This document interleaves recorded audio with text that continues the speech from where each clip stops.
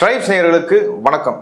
சண்டிகரில் நடந்த ஐபிஎஸ் மாநாட்டில் கலந்து கொண்ட எஸ்பி வருண்குமார் அவர்கள் நாம் தமிழர் கட்சி குறித்து தமிழ் சாவனிசம், பிரிவினைவாத கட்சி அப்படின்லாம் குறிப்பிட்டு பேசியிருக்காரு. இதனால நாம் தமிழர் கட்சி தடை செய்யப்படுற அளவுக்கு பிரச்சனையை சந்திக்குமா அப்படின்னு சொல்லி பல பேர் கேள்வி எழுப்பியிருக்கிறாங்க. இதை பற்றி தான் நம்ம பேச போகிறோம். இதை குறித்து பேசுறதுக்காக திரு கரிகாலன் அவர்கள் நம்மோடு இணைந்துள்ளார். வாருங்கள், அவரோடு பேசுவோம். வணக்கம். வணக்கம். ஐபிஎஸ் மாநாட்டில் எஸ்பி வருண்குமார் நாம் தமிழர் கட்சி குறித்து அவர் சொன்ன கருத்தை நீங்க எப்படி பாக்குறீங்க? அதாவது தமிழ்நாட்டிற்குள் மட்டும் அசிங்கப்பட்டு, அவமானப்பட்டு, இன்னும் சொல்ல போனால் உலக தமிழர்கள் மத்தியில் மட்டும் அசிங்கப்பட்டு கொண்டிருந்த இந்த நாம் தமிழர் கட்சி இன்றைக்கு இந்திய அளவில் கேவலப்பட்டு அசிங்கப்படுகின்ற ஒரு நிலைக்கு தள்ளப்பட்டிருக்கிறது. ஐபிஎஸ் மாநாட்டில் கலந்து கொண்டுள்ள எஸ்பி வருண்குமார் இந்த வேலையை கச்சிதமாக செய்திருக்கிறார்.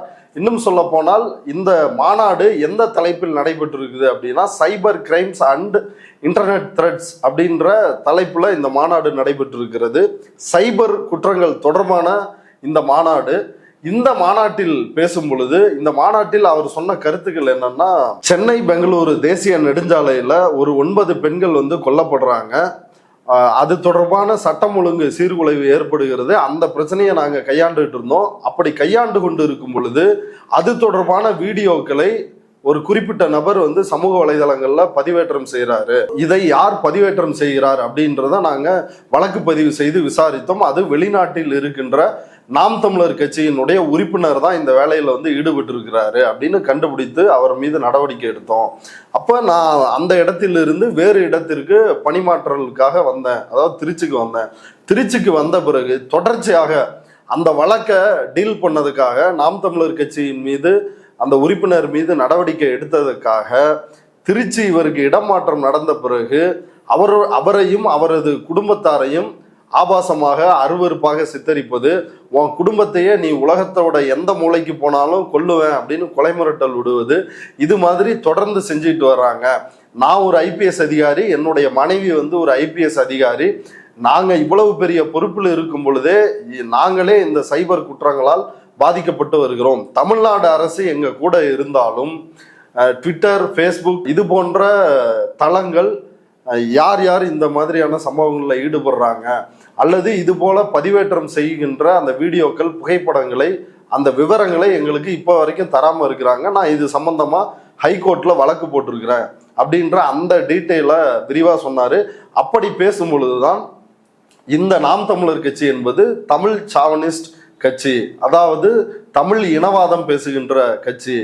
இது எல்டிடி போன்ற பிரிவினைவாத அமைப்புகளோடு தொடர்புடைய ஒரு இயக்கம் அப்படின்ற கருத்தை அங்க சொல்லிருக்கிறாரு. இப்ப இதுதான் இன்றைக்கு மையமான விவாத பொருளா மாறி இருக்கிறது. பிரிவினைவாத இயக்கமா நாம் தமிழர் கட்சி, நாம் தமிழர் கட்சியை தடை செய்ய போகிறார்கள், இப்படியெல்லாம் அந்த விவாதங்கள் நடைபெற்று வருகிறது. இப்ப முதல்ல பிரிவினைவாத இயக்கமா நாம் தமிழர் கட்சி அப்படின்றது மிகப்பெரிய ஒரு காமெடி. எதுக்கு எஸ்பி வருண்குமார் இவ்வளவு மிகைப்படுத்தி பேசியிருக்கிறாரு அப்படின்றது நமக்கு புரியல. உண்மையில் கடந்த காலத்தில் பிரிவினை கேட்கின்ற அந்த துணிச்சல் யாருக்கு இருந்தது? இப்ப திமுக தேர்தல் அரசியலுக்கு வர்றாங்க. வரும் பொழுது திராவிட நாடு, சுய நிர்ணய உரிமை கொண்ட திராவிட நாடு எங்களுக்கு வேண்டும் அப்படின்றதான் அவங்களுடைய முழக்கமாக இருந்தது. 1952 இந்தியாவின் முதல் தேர்தல். அந்த தேர்தலின் பொழுது அவங்க அந்த தேர்தலில் பங்கேற்கல. ஆனால் யார் யாரெல்லாம் இந்த கோரிக்கையை ஏற்றுக்கொண்டு எங்களோடு ஒப்பந்தம் செய்து கொள்கிறார்களோ அவர்களுக்காக நாங்கள் தேர்தல் பிரச்சாரம் செய்வோம் அப்படின்னு வேட்பாளர்களுக்கு தேர்தல் பிரச்சாரம் செய்கிறார்கள். அந்த வேட்பாளர்களும் திராவிட நாடு கோரிக்கையை நாங்கள் நாடாளுமன்றத்தில் எதிரொலிப்போம் அப்படின்னு சொல்லி திமுகவோடு ஒப்பந்தம் போட்டுக் கொள்கிறார்கள். அப்படி ஒரு சம்பவம் 1952 நடக்குது. அதற்கு பிறகு 1957 திமுக நேரடியாக தேர்தல் அரசியலில் ஈடுபட்டு 15 இடங்களை சட்டமன்ற உறுப்பினராக வெற்றி பெறாங்க.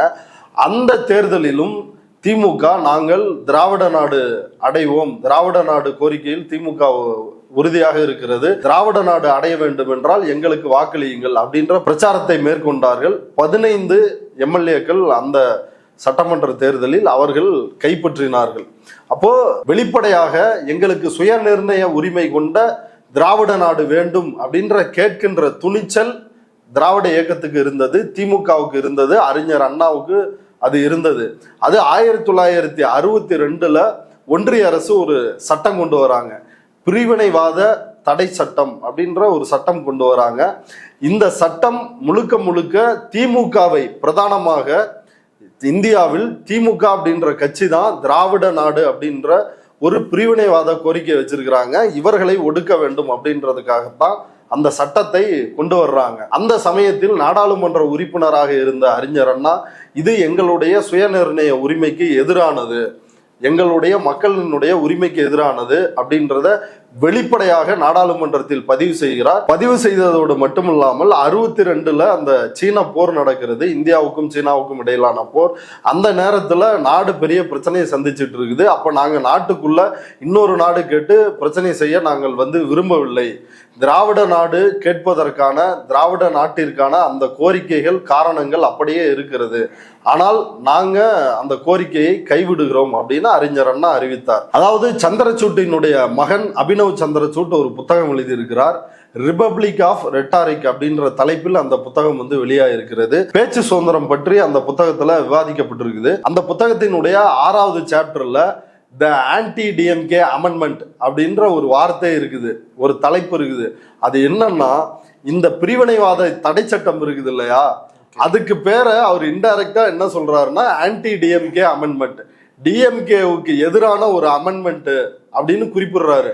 அப்படின்னா இந்திய அளவில் எந்த அளவிற்கு ஒரு துணிச்சலாக திராவிட நாட்டையும் தனித்தமிழ்நாட்டையும் கேட்கக்கூடிய ஒரு விதமாக திராவிட இயக்கம் கடந்த காலத்தில் செயல்பட்டு இருக்கிறது அப்படின்றதுக்கு இதுவே மிகப்பெரிய உதாரணம். தந்தை பெரியார் அதற்கு பிறகும் தனித்தமிழ்நாடு கேட்டு 1956 இருந்து அவர் மரணம் வரை தனித்தமிழ்நாடு கேட்டு மிக துணிச்சலான போராட்டங்களை வெளிப்படையாகவே அறிவித்து நடத்தினார் தந்தை பெரியார்.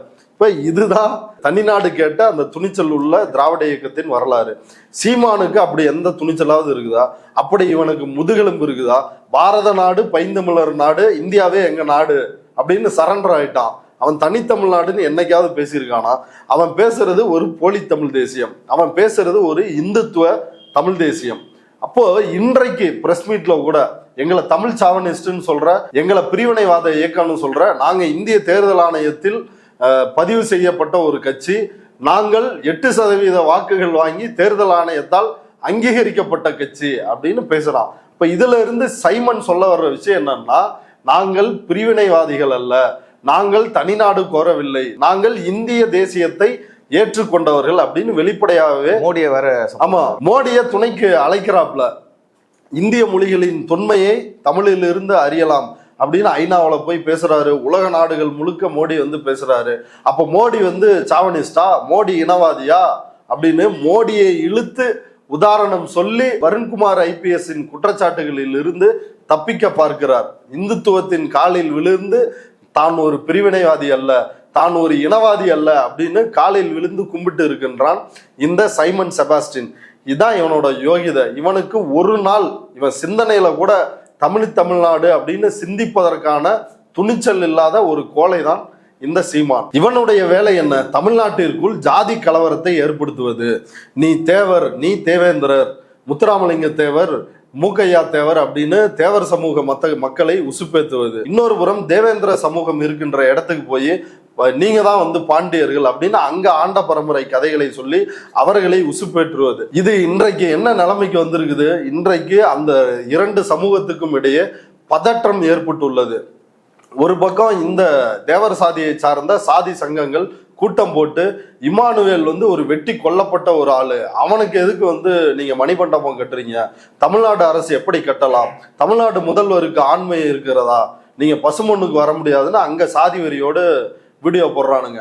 அதற்கு பதிலடி கொடுக்கும் விதமாக தேவேந்திர குல வேளாளர் அமைப்புகள் முத்துராமலிங்க தேவரை அட்டாக் பண்ணி அவங்க வீடியோ போடுறாங்க. நாங்க தான் பாண்டியர்கள் அப்படின்னு அவங்க வீடியோ போடுறாங்க. அந்த கூட்டத்தில் பேசிய செந்தில் மல்லர் சீமான் சொல்லித்தான் இந்த கூட்டத்தில் பேசுறேன் அப்படின்றாங்க. இப்ப இதற்கு இன்னும் நீட்சியா பதிலடியா சாட்டை இறங்குறான். இறங்கி எங்க தாத்தா முத்துராமலிங்க தேவரை நீ எப்படி இப்படி பேசலாம் அப்படின்னு அவன் வீடியோ போடுறான். அவருக்கும் சீமான் தான் சொல்லி, ஆமா, அவருக்கும் சீமான் தான் சொல்லி கொடுத்திருப்பான். இதுல உச்சகட்டமா சீமான் அறிக்கையை வெளியிட்டுட்டான். செந்தில் மல்லர் வருத்தம் தெரிவிக்க வேண்டும் அப்படின்னு. அதாவது பாலுக்கும் காவல்காரன், பூனைக்கும் ஏவல்காரன் அப்படின்ற மாதிரியும், தொட்டிலையும் பிள்ளையையும் கிள்ளி விட்டு தொட்டிலையும் ஆட்டுகின்ற இந்த திருட்டுத்தன வேலையை கையுங்களவுமா இந்த மேட்டர்ல இன்னைக்கு சீமான் சிக்கி இருக்கிறான். அப்போ சீமான் ஒரு பிரிவினைவாதி தான். அவன் எப்படிப்பட்ட பிரிவினைவாதினா, தமிழ் சமூகத்திற்குள்ளேயே கலவரத்தை தூண்டுகின்ற ஒரு பிரிவினைவாதி. இப்ப தமிழ் சமூகத்திற்கு அப்பாற்பட்டு மாற்று தேசிய இன மக்களான தெலுங்கர்களையும் மலையாளிகளையும் கன்னடர்களையும் தமிழ்நாட்டில் அவர்களை ஒரு எதிரியாக சித்தரிப்பது, அதே போல இஸ்லாமியர்களையும் கிறிஸ்தவர்களையும் ஒரு எதிரியாக சித்தரிப்பது, இதுதான் சீமானினுடைய பிரிவினைவாத அரசியல், தமிழ் இனவெறி அரசியல். இந்த தமிழ் இனவெறி அப்படின்றது இந்துத்துவத்திற்கு சேவை செய்கின்ற ஒரு இனவெறி அரசியலாக இந்த அரசியல் இருக்கிறது. இப்ப இது தமிழ் இனம் தமிழ் மக்கள் அப்படின்ற ஓர்மையை ஊக்குவிக்காமல் தமிழ் மக்களுக்கிடையே சாதியை பார்த்து நீ இந்த சாதி அப்படின்னு RSSனுடைய சோசியல் இன்ஜினியரிங்க்கு ஏற்றவாறு சாதிகளினுடைய பெருமைகளை ஊக்குவித்து மக்களை அடக்கி ஒடுக்குகின்ற பார்ப்பனியத்திற்கு சேவை செய்கின்ற விதமாக தான் சீமானினுடைய அரசியல் இருக்குது. அப்போ இவன் பிரிவினைவாதி தான், இவன் தமிழ்நாட்டுக்குள்ள பிரிவினைவாதி. தமிழ்நாடு கேட்கின்ற துணிச்சல் இவன் என்றைக்குமே கிடையாது. அப்படி பெரிய வார்த்தையெல்லாம் சொல்லி இவனை பெரிய ஆளாக்க கூடாது. அதுக்கெல்லாம் ஒரு ஒர்த்தே இல்லாத ஒரு சீப்பான RSS கைக்கூலி தான் சீமான். SP வருண்குமாரோட இந்த செயல்னால நாம் தமிழர் கட்சிக்கு மிகப்பெரிய நெருக்கடி, தடை செய்யற அளவுக்கு போலான்னு சொல்ற பேச்சை நீங்க எப்படி பாக்குறீங்க? இதுக்கு எளிமையா பதில் சொல்லணும் அப்படின்னா, சங்கி என்றால் சக தோழன் நண்பன்னு பொருள் அப்படின்றத வெளிப்படையாகவே அறிவிக்கின்ற ஒருவனை, மோடிக்கு சவாலாக இருக்கின்ற திராவிடத்திற்கு திராவிடன் என்றால் திருடன் என்று பொருள் சொல்லுகின்ற ஒரு அயோக்கியனை எதற்காக பாஜகவோ ஒன்றிய அரசோ தடை செய்ய போகிறது? மோடியை நேரடியாக பார்க்க நினைக்க விரும்புற ஒருத்தர், 2000 கோடி ரூபாய் பேரம் பேசப்பட்ட ஒருத்தர், இப்படி நான்னா மோடிக்கு ரொம்ப இஷ்டம் அப்படின்னு வெளிப்படையாகவே மோடிக்கும் தனக்குமான அந்த நெருக்கத்தை பெருமையாக அறிவித்துக் கொள்ளுகின்ற ஒரு நபரை எதற்காக ஒன்றிய அரசு தடை செய்ய போகிறது? இப்படி விவாதிக்கிறாங்க. யார் விவாதிக்கிறாங்கன்னா, நாம் தமிழர் கட்சி சொம்புகள். இது தடை செய்யப்படும், அவங்களே மார்க்கெட்டை ஏத்திக்கிறாங்க. அப்பதானே உலக தமிழர்கள்ட்ட பாருங்க, ஈழத்தமிழர்கள்ட்ட பாருங்க, எப்படியெல்லாம் எங்களை தடை பண்ணணும்னு நினைக்கிறாங்க, இந்த திறன் நிதி என்ன கொஞ்சம் கொட்டுங்க அப்படின்னு பொறுக்கி தின்பதற்கான நடவடிக்கை தான் அது. ஆனால் நாம் தமிழர் கட்சி மிக கொடூரமான விஷயங்கள்ல ஈடுபடுறாங்க. இப்ப SP வருண்குமார் நடத்தை விதிகளின்படி சரியா செயல்படல, ஒரு கட்சிக்கு எதிராக கருத்து கூறக்கூடாது அப்படின்னு சொல்றாங்க. அதெல்லாம் ஒரு வகையில சரி, நடத்தை விதிகள் படி சரின்னே வச்சுக்கிட்டாலும், ஆனால் இன்னொரு புறம் நேரடியாக SP வருண்குமார் இதுல பாதிக்கப்பட்டிருக்கிறாரு. அவரையும் அவரது குடும்பத்தாரையும் உலகத்தின் எந்த மூலையில இருந்தாலும் நாங்க தேடி உங்களை கொல்லுவோம் அப்படின்னு கொலை மிரட்டல் விடுக்கிறாங்க. அதுக்கப்புறம் அவங்களுடைய மனைவியையும் அவருடைய புகைப்படத்தையும் ஆபாசமா நியூடா மார்பிங் பண்ணி வெளியிடுறாங்க. அவர்களுடைய குழந்தைகளினுடைய படத்தை அப்படி வெளியிடுறாங்க. நேரடியாவே அவர் பாதிக்கப்பட்டிருக்கிறார். இது SP வருண்குமார் மட்டும்தான் இப்படி பாதிக்கப்பட்டிருக்கிறாரா? தமிழ்நாட்டில் அனைத்து செயல்பாட்டாளர்களும் யாரெல்லாம் ஜனநாயகத்தையும் தமிழ் இனவெறியையும் இந்த பாசிசத்தையும் எதிராக பேசுகிறார்களோ அவர்களுக்கு எதிராக இவன் மலையாளி, தெலுங்க, இவன் பொண்டாட்டி இப்படி, இவன் புள்ள இப்படி அப்படின்னு கொடூரமான பர்சனல் அட்டாக் பண்றது யாரு? நாம் தமிழர் கட்சி தான். ஒண்ணு பாஜக, இன்னொன்னு நாம் தமிழர் கட்சி. அப்ப உண்மை இப்படி இருக்கும் பொழுது இதை ஒரு அதிகாரி பேசக்கூடாது. அந்த தலைப்பு ஒட்டி வருது. ஆமா, சைபர் கிரைம்ன்ற அந்த தலைப்பை ஒட்டி வருது. இதை பேசக்கூடாது அப்படின்னு சொல்றது முதல்ல தவறு. இரண்டாவது, இதுக்கு என்னைக்காவது சீமான் வருத்தம் தெரிவிச்சிருக்காரா? எங்க கட்சிக்காரங்க இப்படி தவறா பேசிட்டாங்க, அதை நான் கண்டிக்கிறேன் அப்படின்னு என்றைக்காவது பேசி இருக்கிறாரா? அல்லது ஒரு பிரச்சனை, ஒருத்தன் யாரையாவது அரசு அதிகாரியை குறித்து, இல்ல இந்த SP வருண்குமார் விவகாரத்திலேயே நம்ம ஏற்கனவே பேசியிருக்கிறோம். சம்பந்தப்பட்ட நபர் ஆபாசமாக படத்தை வெளியிட்ட நபரை தேடி காவல்துறை கைது செய்யுது. அப்படி கைது செய்யறது சம்பந்தமா சீமான்கிட்ட கேள்வி எழுப்புறாங்க. இப்படி உங்களால தானே கைது பண்ணிருக்கிறாங்க, உங்க கட்சியினுடைய நிர்வாகி தானே அப்படின்னு கேட்கும் பொழுது சீமான் அவருக்கும் எங்க கட்சிக்கும் சம்பந்தம் இல்லை, அவங்களாம் என் கட்சி உறுப்பினர்கள் இல்லை அப்படின்னு கையை விரிஸ்டாப்ல. இது யாருடைய டாக்டிக்ஸ்? இது RSSனுடைய டாக்டிக்ஸ். இவங்க போய் குண்டு வைப்பாங்க, அங்க மிகப்பெரிய கலவரத்தை தூண்டுவாங்க, பிரச்சனை ஆயிருச்சு, கையும் களவுமா சிக்கிட்டாங்க அப்படின்னா இது இவங்க எங்க உறுப்பினரே இல்லை, இவங்களுக்கும் எங்க கட்சிக்கும் சம்பந்தம் இல்லை அப்படின்னு அறிவிப்பாங்க. இதுவும் நாம் தமிழர் கட்சி இப்படி அறிவிச்சிரும். ஆனால் அவர்களுக்காக வழக்கறிஞரை போய் நிறுத்துவது, அவர் குடும்பத்திற்கு எல்லா உதவிகளையும் போய் பார்த்துக்கிறது, ஃபுல் பேக்கப்பையும் பண்றது யாரா இருக்கும்னா RSS இருக்கும், நாம் தமிழர் கட்சியா இருக்கும். இப்ப திருச்சியில கைது செய்யப்பட்டவர்களுக்காகவே நாம் தமிழர் கட்சி வழக்கறிஞர்கள் தான் போறாங்க. உன் கட்சிக்கே சம்பந்தம் இல்லைன்னா அப்புறம் என்ன மைத்துக்கு உங்க கட்சி வழக்கறிஞர்கள் போய் எங்க தம்பிகளை இப்படி அடிக்கிறார்கள், உதைக்கிறார்கள், இது மனித உரிமை மீறல்னு என்ன மயிருக்கு பேட்டி கொடுக்குறாங்க. அப்ப இது உண்மையாக இருக்கிறது, இது சீமான் தூண்டுதல் பேர்ல தான் நடக்குது. அப்ப இது உண்மையாக இருக்கும் பொழுது ஒரு அதிகாரி அவரே நேரடியாக பாதிக்கப்படும் பொழுது தன்னுடைய பாதிப்பை வெளில சொல்றாரு. இப்ப இதை தவறுன்னு சொல்றது ஒரு அயோக்கியத்தனமான விஷயம். ரெண்டாவது, இப்ப தமிழ்நாட்டில் ஒரு வகையான கருத்துரிமை தொடர்ச்சியாக பேசப்பட்டு வருகிறது. RSSக்கும் கருத்துரிமை வேண்டும், சவுக்கு சங்கருக்கு கருத்துரிமை வேண்டும், அப்ப நாம் தமிழர் கட்சி ஆபாசவாதிகள் சீமானிஸ்டுகளுக்கு கருத்துரிமை வேண்டும் அப்படின்னு சொல்றாங்க. இப்ப எனக்கு அடிப்படையே புரியல. இதெல்லாம் ரிட்டையர் ஆன கோஷ்டிங்க தான் இந்த மாதிரிலாம் பேசிட்டு இருக்கிறாங்க. RSS ஒரு கருத்தை சொன்னா ஒரு மேடை போடுவோம், நீயும் RSS காரனை கூப்பிடுவோம், நம்மளும் அந்த மேடைக்கு போவோம், 2 பேர் விவாதிப்போம், மக்கள் முடிவு பண்ணிக்கிட்டோம் அப்படின்னா அது கருத்துரிமைக்கான போராட்டமா எடுத்துக்கலாம். கருத்து சொல்வதற்காகவே ஒருத்தனை துப்பாக்கியை நீட்டி கொலை செய்கின்ற ஒரு இயக்கத்தை அவர்களுக்கு கருத்துரிமை வேண்டும் அப்படின்னு பேசுறது எவ்வளவு பெரிய முட்டாள்தனம். நீ கருத்து சொல்றதுக்காகவே உன்னை கொல்றாயா? நீ சொல்ற கருத்து எப்படிப்பட்ட கருத்து, அதை நான் மோதி முறியடிக்கிறேன் அப்படி ஒரு நடவடிக்கையில அவன் ஈடுபடல. எனக்கு எதிராக கருத்து சொன்னாலே நான் உன்னை கொல்லுவேன்ற சீமான் அவர்களும் நாங்க வளர்ந்தா இதைதானே பண்ணுவோம், பச்சை மட்டையால அடிப்போம். இன்னும் சொல்ல போனால் சீமான் ஒரு சாவனிஸ்ட்னு சொல்லிருக்கிறாரு. அதுல என்ன தப்பு? சீமான் தெலுங்கர்கள், மலையாளிகள், கன்னடர்கள் இவர்களுக்கு எதிராக எவ்வளவு பேசியிருக்கிறாரு. இந்த மாவீரர் நாள் கூட்டத்துல மற்றவங்க மாதிரி பன்னியவோ நாயவோ நாங்க சின்னமா வச்சிருக்கல, எங்களோட சின்னம் பாயும் புலின்றாரு. பன்றி யாருடைய சின்னமாக கொடியாக இருந்தது? அது தெலுங்கு மன்னர்களுடைய சின்னமாக இருந்தது. அதை இன்டைரக்டா ஒரு இனவெறியோடு அட்டாக் பண்றாரு. வடநாட்டை சார்ந்தவர்கள் இங்க கஞ்சா விற்கிறாங்க, இங்க இந்திக்காரர்கள் கொலை செய்யறாங்க அப்படின்னு வட மாநில தொழிலாளர்கள் மீது வன்மத்தை கக்கி அவர்களுக்கு நாங்க ஆட்சிக்கு அவங்கள பச்சை மட்டாலே அடிப்போம் அப்படின்னு இப்படியெல்லாம் பேசியது சீமான் பேசினாரா இல்லையா? சீமான் இப்படி பேசுவதற்கும் கருத்துரிமை வேண்டும், இப்படி எல்லாம் பேசக்கூடாது அப்படின்னு வருண்குமார் சொல்றதுக்கும் கருத்துரிமை வேண்டும். இது என்ன வெங்காய கருத்துரிமை? எப்படி பாஜகவுக்கு ஒரு ட்ரால் இண்டஸ்ட்ரி, ஒரு ஆபாசத்தை வைத்து மற்றவர்களை அட்டாக் பண்றது. உதாரணத்துக்கு சொல்லணும்னா ஐம் நாட் ட்ரால் அப்படின்னு சுவாதி சதுர்வேதி அப்படின்றவங்க ஒரு புத்தகம் எழுதியிருக்கிறாங்க. இந்த பாஜகவினுடைய ஐடிவிங்களை செயல்பட்டவங்க. அதுல எந்தெந்த மாதிரி அட்டாக் நடக்கும், அதாவது ஒரு இஸ்லாமியர் இருக்கிறாரு, அவரை டார்கெட் பண்றதுன்னா அவர் வீட்டு குடும்ப பெண்களினுடைய புகைப்படங்களை எடுத்து சோசியல் மீடியாவில் இருக்கும்ல, அதை எடுத்து இவளுக்கு இந்த ரேட்டு இவளுக்கு இந்த ரேட்டு அப்படின்னு டிஜிட்டல்ல ஏலம் விடுறது. இப்படி ஒரு சம்பவம் நடந்தா வெளியே மக்களுக்காக போராட வருகின்ற ஒரு போராளி அவனோட மனநிலை என்ன ஆகும்? இப்ப நாம் தமிழர் கட்சி அதே தான் செய்யுது. ஒரு IPS அதிகாரியினுடைய மனைவியவே ஆபாசமா சித்தரிக்க முடியும் அப்படின்ற துணிச்சல் எங்கிருந்து வருது? இப்ப இது எல்லாமே ஒரு மோசமான நடவடிக்கைகள். RSSம் நாம் தமிழர் கட்சியும் இப்படி ட்ரால் ஆர்மிகளை வைத்துக்கொண்டு எதிர்கருத்துக்களை பேசுபவர்களை கொடூரமாக தாக்குகிறார்கள் அப்படின்றது எல்லாருக்கும் தெரிஞ்ச உண்மை. இந்த ரிட்டையர் ஆன கோஷ்டிகளுக்கு அது தெரியல. இந்த ரிட்டையர் ஆன கோஷ்டிகளுடைய வீடுகள்ல அவங்க வீட்டு பெண்களை ஆபாசமா சித்தரிச்சு போட்டாலும் இப்படிதான் பேசுவாங்களா அப்படின்னா பேசுவதற்கும் வாய்ப்பு உண்டு. இன்னொரு ஆர்குமெண்ட்டை வைக்கிறாங்க, SP வருண்குமார் பாஜகவுக்கு எதிராக இப்படி பேசிடுவாரா அப்படின்னு. SP வருண்குமார் பாஜகவுக்கு எதிராக பேசுவாரா, திமுகவுக்கு எதிராக பேசுவாரா, அதெல்லாம் நமக்கு தெரியாது. அவர் பேசினாதான் நமக்கு தெரியும். ஆனால் கடந்த காலங்களில் அப்படியான அதிகாரிகள் இருந்திருக்கிறாங்க. மகாராஷ்டிரா போலீஸ்ல இருந்த ஹேமந்த் கர்கரே, அவர் இந்த மாலேகான் குண்டுவெடிப்பு இதெல்லாம் விசாரிச்சு ஹிந்து டெரரிசம்னு ஒண்ணு இருக்குது. பிரக்யா சிங் தாக்கூர், அந்த அம்மா கோட்சே தேச பக்தன் அப்படின்னு கொண்டாடுவாங்களே, அந்த அம்மாவை கைது பண்ணவர்.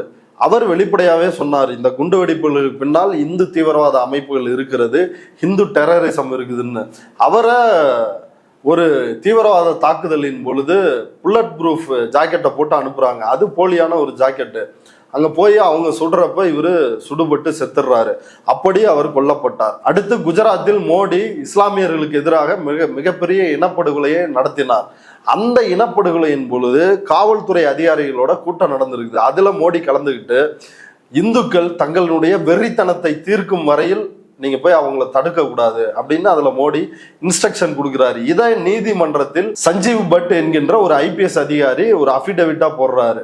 அப்படி போட்ட உடனே பழைய வழக்குகளை தோண்டி எடுத்து ஒரு போலியான வழக்கை அவர் மீது சுமத்தி அவர் 10 ஆண்டா அவர் சிறையில் இருக்கிறாரு. அப்ப இது மாதிரி இந்துத்துவவாதிகளுக்கு எதிராக பேசிய அதிகாரிகளும் இருக்கிறார்கள். அவர்களுடைய துணிச்சலும் பாராட்டுக்குரியது. எஸ்பி வருண்குமாரோட இந்த பேச்சுக்கு சீமான் அவர்கள் இன்னைக்கு பத்திரிகையாளர் சந்திப்புல வந்து பதில் கொடுத்திருந்தாரு. அந்த பதிலை நீங்க எப்படி பாக்குறீங்க? சீமான் என்ன கேட்கிறான்னா, எதை மாநாட்டுல குறிப்பிட்டு பேசினாரோ, பர்சனல் அட்டாக் பண்றானுங்க, ஆபாசமா பேசுறாங்கன்னு குறிப்பிட்டு சொன்னாரு. அதுக்கு ஆதாரம் கொடுக்கிற விதமா இன்னைக்கு சீமான் பேசியிருக்கிறான். ஒரு தமிழ் தகப்பனுக்கும் ஒரு தமிழ் தாய்க்கும் பிறந்த தமிழனாடா நீ, அவங்களுக்கு பிறந்திருந்தா நீ இப்படி பேசுவியா அப்படின்றான். இது எவ்வளவு பெரிய கொச்சையான வார்த்தை. இவன் என்னங்க எல்லா மேடையிலையும் நீ நல்ல அப்பா அத்தாளுக்கு பிறக்கலையான்றான், நீ நல்ல ஆண்மகனா இருந்தான்றான். இதோட நின்னா பரவாயில்ல, இன்னைக்கு உச்சகட்டமா ஒரு தமிழ் தகப்பனுக்கும் ஒரு தமிழ் தாய்க்கும் பிறந்திருந்தா நீ இப்படிலாம் பேசுவியா அப்படின்னா என்ன பெரிய மயிறு நீ பிறந்திருக்கிறியா? உங்க அப்பா மலையாளி, உன் பொண்டாட்டி தெலுங்குச்சு, நீ என்ன இங்க வந்து யார் தமிழன் யார் தமிழன் இல்லை அப்படின்னு டெஸ்ட் பண்ண? இப்போ உன் பையன் வந்து என்ன தமிழா தெலுங்கா மலையாளமா என்ன கேட்டகரியில வருவான்? இது ஒண்ணு. ரெண்டாவது, பிச்சைக்கார பையன்றான். ஒரு எஸ்பி லெவல்ல போஸ்டிங்ல இருக்கிறவங்கள பொதுவெளியில் பிச்சைக்கார பையன் அப்படின்னு திட்டுறான். இப்ப இவன் வந்து எந்த அளவுக்கு அவன் கட்சிக்காரனுக்கு ரோல் மாடலா இருக்கிறான். எஸ்பி ஆஃப்டர் ஆல் ஒரு எஸ்பி தானே. ஆமா, ஆஃப்டர் ஆல் ஒரு எஸ்பி தானே அப்படின்றான். இப்ப நீங்க இவ்வளவு திமிர்மயரா பேசுனா அப்புறம் அதுக்கான எதிர்வினைகள் இருக்கத்தானே செய்யும். நீ பொதுவெளியில ஒரு எஸ்பியை வந்து மரியாதை குறைவா பிச்சைக்கார பையன் சொல்லுவ, ஆனா உண்மையில நீ தான் பிச்சைக்கார பையன். நீ ஏன் நியூஸ் 18 கொடுத்த பேட்டியில சொல்ற நான் பிச்சை எடுத்து தான் பிழைக்கிறேன்? ஐயா கலைப்புலி தானுகிட்ட ஒரு 1 லட்சம் கடன் கேட்டேன், சுந்தர்சி என் மச்சான் சுந்தர்சி கிட்ட ஒரு 2 லட்சம் கடன் கேட்டேன், இப்படி பிச்சை எடுத்து தான் பிழைக்கிறேன். அதாவது 5 ரூபா 10 ரூபான்னு பிச்சை எடுக்கிறவனை பார்த்துருக்கிறோம். 1 லட்சம் 2 லட்சம்னு பிச்சை எடுக்கிற ஒரு அயோக்கிய பைய இந்த சீமான்.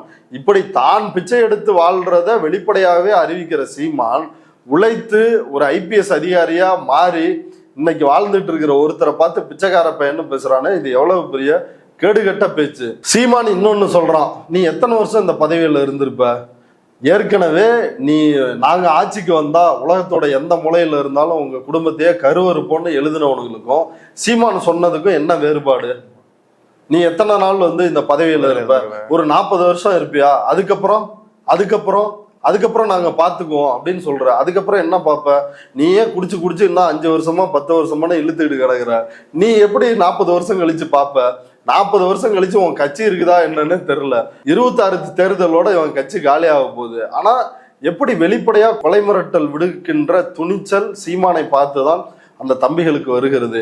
இது தமிழ் இனவெறி கட்சி. இந்த கட்சி ஒழிக்கப்பட வேண்டும், நசுக்கப்பட வேண்டும். இல்லாவிட்டால் தமிழ்நாட்டில் பாசிச பாஜக வளருவதற்கு எல்லா உறுதுணையாக படிக்கல்லாக இருக்க போவது நாம் தமிழர் கட்சி தான். இவ்வளவு நேரம் இந்த செய்தி குறித்து உங்க கருத்துக்களை விரிவாக பகிர்ந்ததுக்கு நன்றி.